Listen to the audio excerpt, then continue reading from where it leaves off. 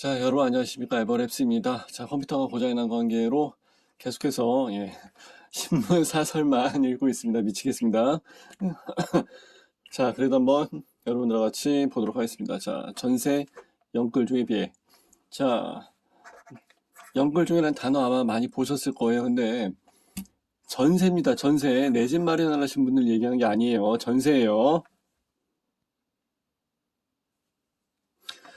자, 집도 없는데 전세대출 이자로 얼마를 내는지 모르겠어요. 진짜 전세 최고가에 계약을 했는데 금리까지 급등하고, 그리고 전세 계약을 한 게 2억이나 떨어져서 제대로, 그러니까 이제 깡통 전세가 된 거 아닌가, 이런 얘기까지 합니다. 진짜 영끌까지 끌어모아고 투자를 한 사람들보다 더 불쌍하죠. 그렇죠. 영끌 좋은 집이라도 있지, 그죠? 지금 그 얘기예요.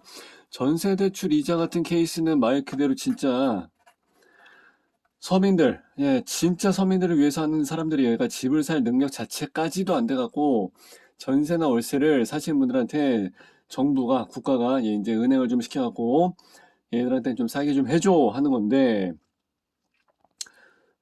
전세 대출 이자가 굉장히 비싸졌으니까 예를 들어서 뭐 100만 원 내던 게 뭐 150만 원 해서 간다든지 이렇게 해서 하게 되면은 있는 사람들한테는 50만 원이 그렇게 큰 돈이 아니니까 그럴 수도 있으니까 상관이 없는데, 전세 대출을 받아갖고 들어가신 분들 입장에서는 이 돈이 월 50이면은 장난이 아니죠. 그죠? 자, 게다가 이제 깡통 전세까지 해서 걱정을 해야 될 판인데, 전세 보증 허가해서 하고 했던 것들도 역시 지금 문제가 많이 생겨갖고 얘기가 많이 나오고 있죠. 빌라왕, 그리고 이제 빌라신, 이런 사람들이 이제 다 문제가 생기면서, 국가에서 이제 전세 사기에 대한 대응을 좀 해줬어야 되는데 그 대응 과정이 굉장히 느리죠. 최소 1년 이상 가야 된다고 하니까 답이 안 나오죠. 이런 사람들은 사실상 거의 뭐 1년 이상, 어, 전세 자금을 그냥 다 날리고 있는 셈이 돼버리니까. 자, 대출기사 어쩌고저쩌고 해서 세입자들의 한숨. 항상 세입자들이 한숨이지, 그죠? 자, 매매 가격, 전세 가격 우수수 떨어지고 있지만 집 없는 세입자들도 마냥 기뻐할 수는 없는 얘기. 자, 임차 3법. 8월이 전세 대란의 분수령이 될 것으로, 이제 2년 차가 되고 나서, 자, 입주 물량이 10년 만에 역대 최저치. 입주 물량 자체가 없죠. 입주 물량은 앞으로도 계속해서 나올 가능성이 거의 없습니다. 앞으로도 서울 아파트는요. 재건축 재개발을 하는 땅 자체, 재개발이나 재건축을 하는 것 자체가 그리 많지가 않고, 많이 있긴 하지만 대단지로 해서 많이 탈바꿈이 되고 있긴 하지만 서울의 수요를 감당하기엔 당연히 택도 없는 수요고, 그리고 새로 지어서 신규 분양을 할 수 있는 땅 자체가 없기 때문에, 그리고 건설사들이 지난번에 얘기했잖아요. 그 영업 마진, 사업을 진행을 해봤자 그게 나오질 않기 때문에 할 이유가 없어져 버리는 거죠. 원가가 다 올라가 버렸으니까. 그러지 않아도 시행부지가 나와 있는 게 있어갖고 지금 청주, 진천 이런 데도 내려가서 한번 봐야 되는데, 저도 지금 매여 있고 그래갖고 당분간은 매여 있고 그래갖고 조금 어려울 것 같긴 하는데, 참 여러 가지로 좀 상황이 어렵긴 어렵죠. 자, 계약갱신 청구권이 사용이 된 그 만료된 매물 이제 4년째니까 이제, 이때 전세값 상승이 많이 예상이 됐다라고 해서 이 얘기를 해갖고 윤혜숙 의원이 이제 4년차 되면 다 죽는 거예요. 그래갖고 지난번까지 해서 올해까지 해서 엄청나게 올랐습니다만은 지금은 금리가 상승되면서, 미국발 소비자 물가가 많이 올라가면서 우리나라도 지금 5.1%까지 올라가고 미국은 8%, 9% 정점 찍고서 이제 조금 내려오는 추세고, 어느 정도 이제 수렴이 돼가는 분위기긴 하지만 일단 우리나라도 계속 올라가긴 올라갈 것 같아요. 자, 그렇게 되면서 지금 역대급 금리 인상이 시장의 판도를 다시 완전히 바꿔버렸죠. 자, 예측 프로의 시장에서 이자 포탄에 고스란히 노출이 된 전세 영끌족. 진짜 이 사람들은 더 없는 사람들이라고 해서 이야기를 했는데, 3억에 전세 대출을 빌려서 했었는데 92만 원이 150만 원이 됐다고 합니다. 오피스 금리도 이제 계속해서 좀 더 늘어날 이제 나중에 내년 상반기 지나고 나서부터 어느 정도 수렴이 될 것 같긴 하지만 일단은 계속해서 올라갈 수 있는 그런 예, 상승의 그 추세선이 나와 있기 때문에 좀 더 올라갈 수 있는 가능성이 좀 있죠. 예.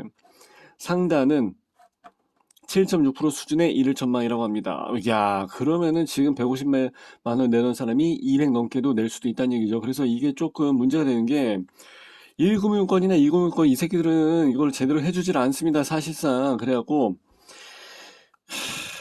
전세자금 대출을 시세의 80%까지 예. 그리고 이제 이거는 신용도에 문제가 없어갖고 점수가 상당히 좋게 나오시는 분들에 대한 이야기고 그렇지 않은 분들은 연봉 곱하기 한 3배 정도 나온다고 하는 상황이에요. 지금 실제로 현재 상황에서는 전세 사시는 분들의 연봉은 거의 얼마 안 돼요. 예, 2,400, 그냥 2,500 잡으시다. 2,500에서 5,000 이하이신 분들, 이런 분들이 많이 계시거든요. 사실 5,000까지도 가기도 사실 쉽지 않고 잘해야 4,000대. 예.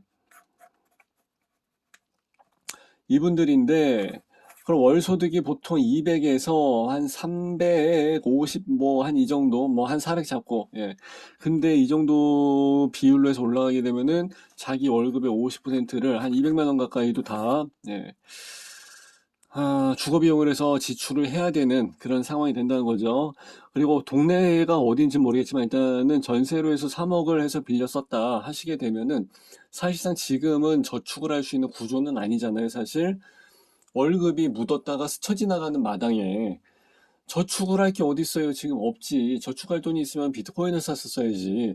아니면 다른 거 이제 주식이나 뭐랑 했다가 이제 다시 지금은 이제 예, 은행권 예금 적금 이쪽으로 해서 이제 돌아오는 시기이긴 하죠. 예. 어쨌든 간에 이런 상황에서는 그래도 어느 정도 뭐 한 방 3개 그리고 이제 조금 깔끔하다 싶은데 얻을 수 있는 그런 데인데 거의 이 정도면은 자녀까지도 생활해야 되는 그런 상황인데 여기서 50% 나가고 교육비 나가고 통신비 나가고 전기수도 가스 나가고 그러면은 마이너스죠, 마이너스. 자, 집이 있는 사람들한테는 그래도 이제 3%로 해서 고정금리로 이제 바꿔주는 안심전환 대출을 시행을 한다고 합니다. 근데 진짜 전세 영끌족들한테는 나가는 게 아무것도 없어요. 예. 현재는 이렇다 할 대책이 나오지 않는 상태이다. 특히나 이제 금융권 같은 데서도 역시 그나마 일반적인 그 아파트를 샀던 영끌족들한테는 그래도 그 사람들은 돈이 있는 사람이니까 그 사람들한테는 많이 우대를 합니다. 안정성이 달라서 그래요, 안정성이. 진짜 전세 영끌족들은 더 돈이 없는 사람이기 때문에 금융권이나 이런 데서도 미온적으로 갈 수밖에 없죠. 예. 누구한테 이자를 비싸게 주고 누구한테 이자를 싸게 주겠습니까? 위험부담률. 이거를 생각을 해보게 되면은 그거는 서민이라고 해서 많이 보호를 해야 될 대상이 맞긴 하지만 금융권들은 절대 그렇게 해주지를 않습니다. 자, 지난해 전세가 뛸 당시에 전세대출의 우대금리를 낮추면서 대출 조익에 나서 전세 난민을 2번이나 올렸습니다. 자, 전세대출 금리 인하 이 사람들이 하겠습니까? 안 합니다. 은행들은 절대 이런 것들을 진행을 하지 않습니다. 하여튼 지금 한겨울에 전세를 구해야 되는 물론 저도 마찬가지고 전세를 아주 그냥 조그만 집을 하나 찾으러 갔는데 그 사람이 저를 알아보는 바람에 굉장히 창피해서 죽을 뻔했어요. 예. 어쨌든 알아봐 주신 건 감사하고요. 하여튼 좀 전세 영끌족까지 저도 이런 거를 많이 해봐서 하는데 좀 아무쪼록 뭐 좀 좋은 소식이 있기를 기대도 하지 않습니다. 아이고 참 힘들죠. 예. 일단 이렇게 해서 방송 마무리할 테니까요. 좋아요, 구독, 알람 잘 좀 부탁드릴게요.